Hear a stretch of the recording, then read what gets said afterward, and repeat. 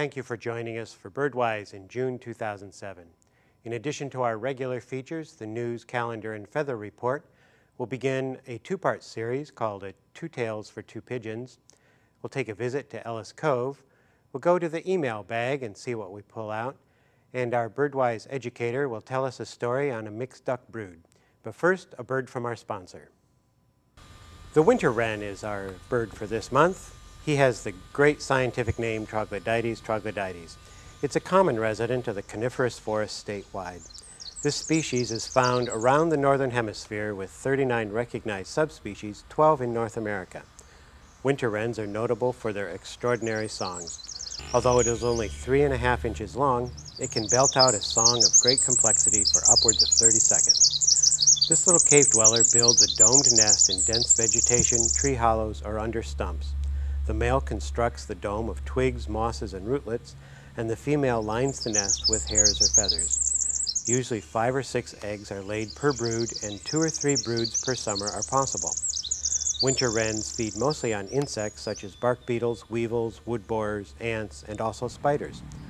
Winter wren populations seem to be stable in Washington. Wrens that breed in the higher mountains may winter in the lowlands, but the movements are little known. Our Birdwise educator, Bert Gutman, has a story of a mixed duck brood, which is quite interesting. Let's hear what he has to say.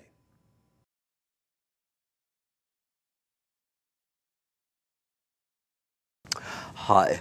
Why don't you sit down for a minute? I think we ought to have a little talk. I know you've been wondering for some time just where baby birds come from, and I think you're ready to understand. See, there's a mummy bird and a daddy bird, and the mummy bird and the daddy bird get together, and the daddy bird gives the mummy bird some of his sperm to fertilize her eggs. And then the mummy bird lays the eggs in a nice soft nest, and she sits on them to keep them warm, and the little baby birds grow inside the egg, and pretty soon the little baby birds hatch out of the egg and they're born. Isn't that wonderful? Seriously, as I've told my colleagues here on Birdwise, I'd like to start talking about something more interesting than just identification. I'd like to get into the behavior of birds, and especially starting with their breeding behavior. But to get into that, rather than getting into the systematic subject, I want to begin by telling you a story that I read just a few days ago that came out on email. It came from Lee Rentz. Lee and Karen Rentz live on Fawn Lake over in the Shelton area. And over in their area, about on their lake, they have both hooded mergansers and wood ducks. And these are both ducks that commonly nest in hollow trees. And they also take to nesting boxes. And the Rentzes have been putting out nesting boxes for both of the kinds of ducks. Well, naturally, there's a lot of competition between them. And this year, they decided to install an infrared security camera in one of their nesting boxes so that they could observe nesting behavior. Well, what they observed is that over a period of several days, various females, both wood ducks and hooded mergansers, came to the nesting box for about 10 minutes each, just long enough to lay an egg. And so eggs were accumulating in the box. They couldn't see how many eggs were accumulating because the ducks, each time after laying an egg, they would cover up all of the eggs with wood chips.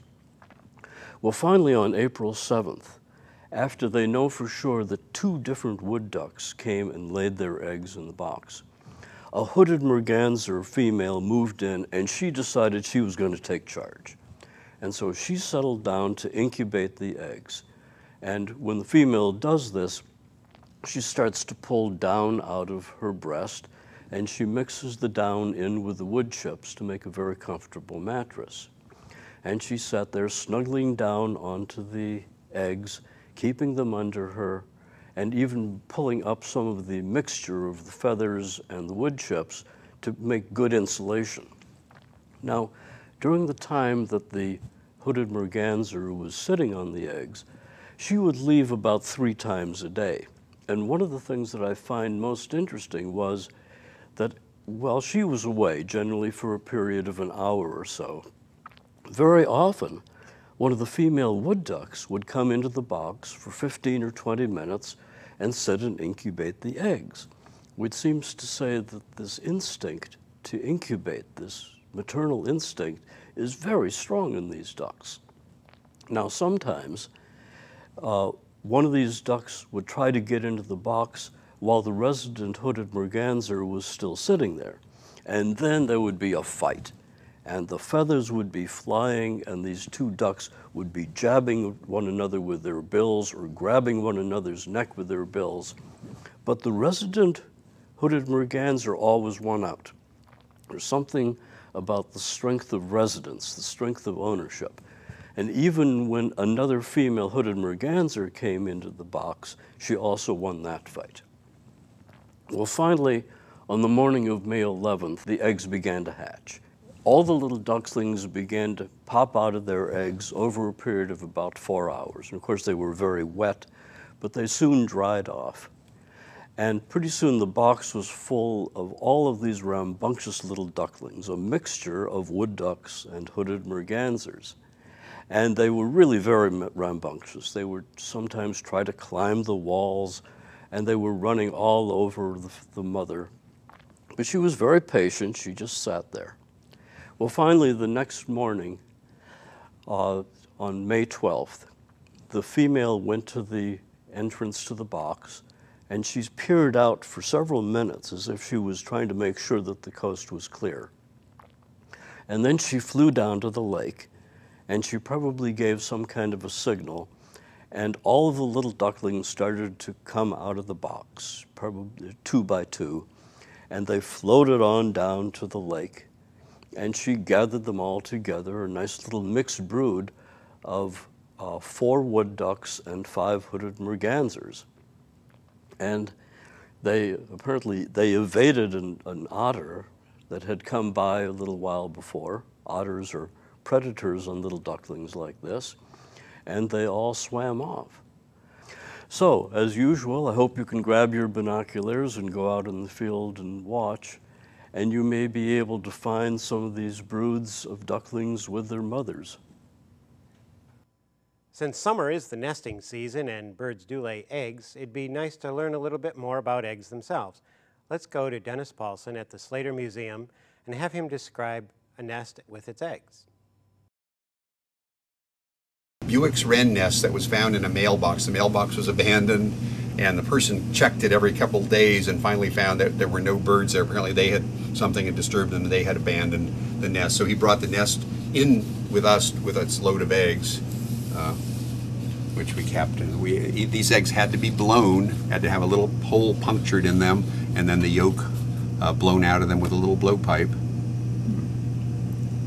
And it still sort of has the shape of the mailbox. But this shows how much material a bird can bring in to make a nest. It's really quite impressive. A very, very tiny little bird carried all these sticks, all these feathers, all these whatever all is in here.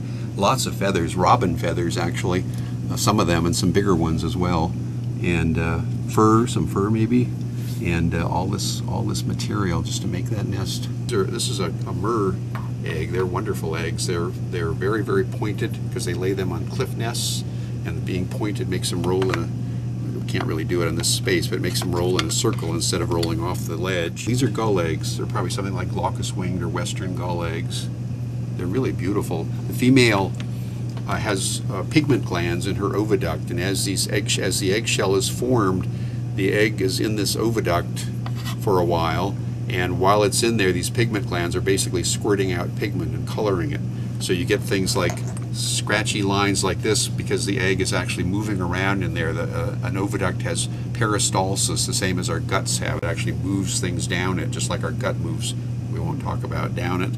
And this is happening in here. So as this is moving around, this little pigment gland deposits pigment in this little place, and that's pretty much what happens in all these. And so you can see a lot of eggs are marked more heavily. Look at these beautiful scrawls here. A lot of eggs are marked more heavily on the thick end, and that's just because that's where it was most tightly pressed by the glands. Here's a crow egg. Crows have beautiful eggs. Here's another crow egg. You can always tell by this real beautiful sort of light turquoise color.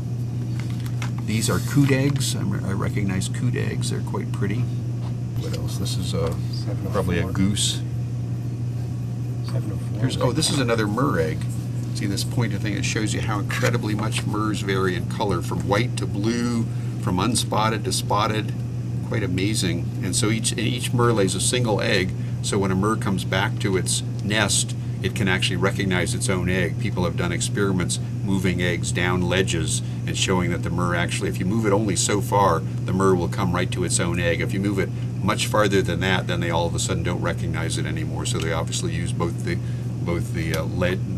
location on the ledge and the egg color. These are raptor eggs, some sort of hawk. They often have this sort of smudgy look. These are shorebird eggs. They're pointed, probably from the same nest here. They almost always lay 4 eggs in their clutch. At least the northerly breeding ones lay 4 eggs, and they actually fit together very nicely because of their shape. 4 of them, and the bird that incubates, whether it's a male or female, can get all 4 of these very large eggs in its brood patches. We have 1 brood patch on either side, 2 eggs on either side of the body, of the belly, and they lay eggs that are very, very large for the size of the bird. Each egg could represent as much as 20% of the female's weight. And so the reason they lay such relatively large eggs, of course, is because so the chicks can develop very far along within the egg, and when the egg hatches, the chick comes out, and then it's actually got feathers already, and within 6 or 8 or 15 hours, it dries off, and it can actually start running around itself. It's a precocial chick. Everybody knows what baby chickens look like, and they're precocial, and they can become up and active and feed themselves very quickly. Baby shorebirds are exactly the same as that. Ducks and geese are the same. Ducks and geese, shorebirds, and gallinaceous birds, chicken-like birds, all have precocial young in that same way. Shorebird babies, many of them breed at high latitudes where it's very cool or cold, and they don't regulate their own temperature very effectively right at first, so the adults have to brood them. And so even though they can hatch and run around, they can run around and feed themselves, they get cold fairly easily. So at intervals, as soon as they start cooling down, they run right back to the adult and snuggle up underneath the adult's feathers and are brooded for a while, warmed up again, then they can go out on their own. This month we'll visit Priest Point Park with its magnificent walk around Ellis Cove. Let's go.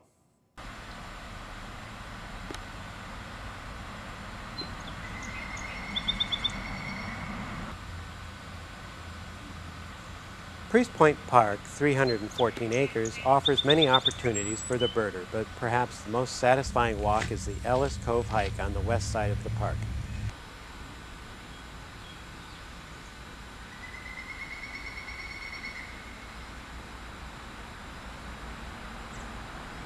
The undulating terrain of the Ellis Cove hike provides a moderate workout, made more pleasant by mature Douglas fir, red cedar, big leaf maples, and madrona. The hike will wend its way in a roughly 2+ mile round-trip hike through hidden inlets, bayside bluffs, a tidal estuary, and deep woods.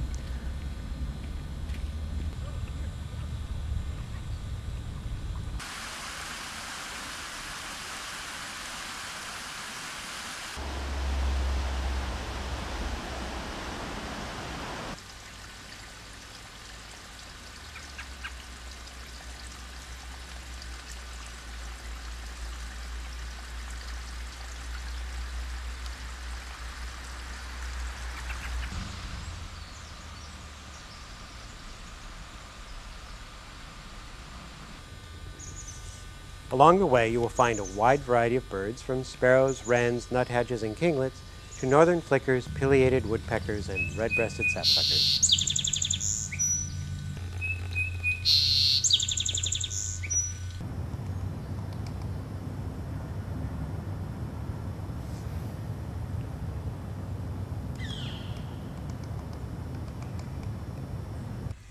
In the mudflats and rocky beach, you might see greater yellowlegs, sandpipers, dunlin, cormorants, mallards, gulls, great blue heron, and kingfishers.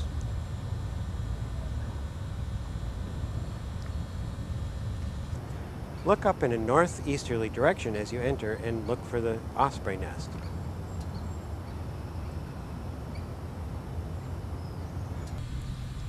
The Nisquallys and Squaxins used the Ellis Cove area as a trading center and camping area, and the park got its name from the Catholic mission However, the cove is named after Isaac Ellis, who, among other things, was the man ironically responsible for logging the area in the 19th century. The city acquired the land in 1905 as its first park property. To get to Ellis Cove and Priest Point Park, take Plum Street through town and continue going north on the street when it turns into East Bay Drive. Keep going for about another mile until you see the sign for Priest Point Park. Once in the park, turn left over the East Bay Road overpass and park in the lot closest to the water where you will find the trailhead. If you miss the trailhead, don't worry, there are over 6 miles of great trails in the park.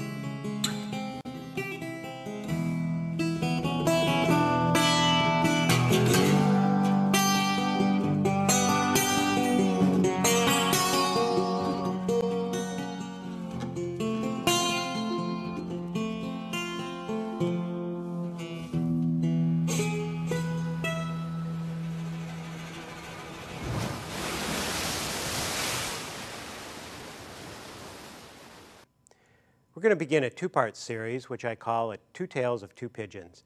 The first one is about a bird whose name is very well known, but whose life history is actually very poorly known. Its scientific name was Rhaphis cuculatus. In perhaps the year 1598, a Portuguese sailing ship happened on an undiscovered island in the Indian Ocean. One inhabitant of this island was a large, slow, friendly bird, which was convenient for the hungry soldiers, but not conducive to the well-being for the birds. Many particulars of this bird are uncertain, including what it actually looked like. The Portuguese sailors may have named the bird duodo or doido, meaning fool or crazy. The Dutch soon established a colony on this island, and they called the bird dodars, for plump R's. Today we know this creature as the dodo, the very symbol of extinction. The island of Mauritius was its home, and within 1 century of being found, it was gone from the earth. There are no extant specimens of dodos. In the Oxford Museum, there is 1 foot and the skull of a dodo. Current research has found new fossilized remains of dodos, but no complete skeletons. The bird is best known from the drawing in Alice in Wonderland, but perhaps the most accurate paintings were done by Roland Savory in 1626 from a stuffed specimen. Dodos are now known to be a member of the pigeon family, and a very large pigeon it was. The dodo was so ugly it was appealing. It stood over 3 feet tall, weighed 50 pounds or more, and had a beak that was 9 inches long. The wings were much too small for flight, and a tuft of feathers sufficed for a tail. The traditional image of the dodo was that of a very fat, clumsy bird. This was perhaps a character of the few birds that were kept in captivity in the 1600s. It is now thought the dodos needed to fatten up in the wet season on Mauritius in order to survive the dry season. Captive birds simply overate and did not get enough exercise. The reasons for extinction are also speculative. According to early reports, the birds tasted awful. Many were killed for food, but this may not have been the primary cause of their demise. More likely, it was the critters introduced by sailors and settlers, such as pigs, cats, rats, and dogs, that caused the dodo's demise. Also, the birds likely lived in the woods on the island, and the trees were harvested for lumber and ship repair. This combination of factors took their toll, and the last confirmed sighting of a dodo was in 1662, although some birds may have lasted until the 1690s. Today we use the phrase dead as a dodo to identify the disappearance of an item or an idea in the marketplace whose time has come and gone. This is unfortunate, as the dodo did nothing to fail on its own accord. All it was unafraid of humans or other predators. Its demise was due to human interference directly.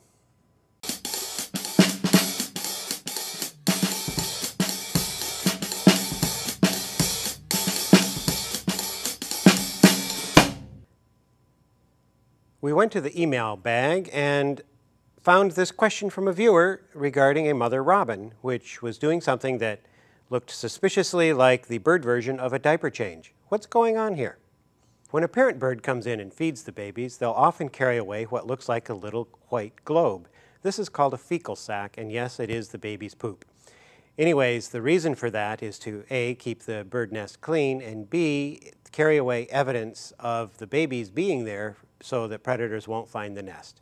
It generally works pretty good, and if you've ever cleaned out a bird box, you'll see that it actually, although it's rather messy, it isn't full of bird guano. The parents have done a pretty good job. Thank you for watching our program this June. We hope you'll come back in July. Let's close with another passage from William Leon Dawson.